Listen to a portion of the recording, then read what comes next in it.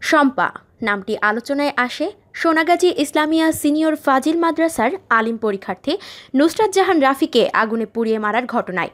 Dhaka medical college হাসপাতালের burn ইউনিটে শিক্ষাধীন অবস্থায় গত ৭ এপ্রিল চিকিৎসকদের কাছে দেওয়া জবানবন্দিতে শম্পা নামটি উল্লেখ করেন নুসরাত। চিকিৎসকদের তিনি বলেন, হাত মোজা, চশমা ও বোরকা পরা ৪ জন তাকে মাদ্রাসা ভবনের ৩ তলার ছাদে ডেকে নেয়।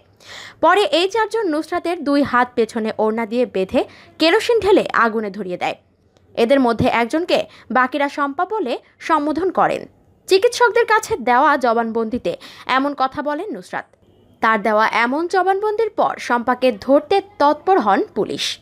গত ৯ এপ্রিল শম্পা সন্দেহে মাদ্রাসার আলিম পরীক্ষার্থী ও নুসরাতের সহপাঠী উম্মে সুলতানা পপিকে আটক করে পুলিশ।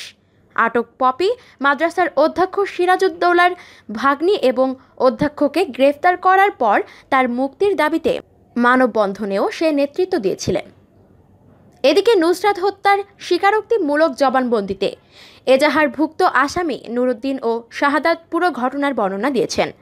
নুরুদ্দিন জানিয়েছেন, তার সঙ্গে অধ্যক্ষ সিরাজের ভালো সম্পর্ক ছিল।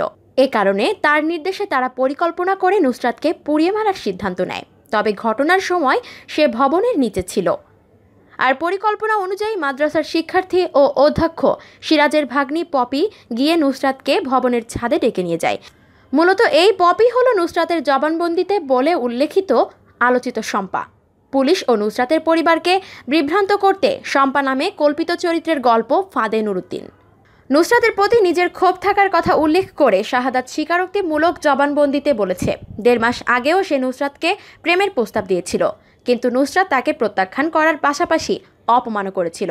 এ কারণে সে নিজেও নুসরাতের প্রতি ক্ষুব্ধ হয়েছিল, যার ফলে অধ্যক্ষ সিরাজের নির্দেশে অন্যদের সঙ্গে নিয়ে হত্যাকাণ্ডে অংশ নেয়।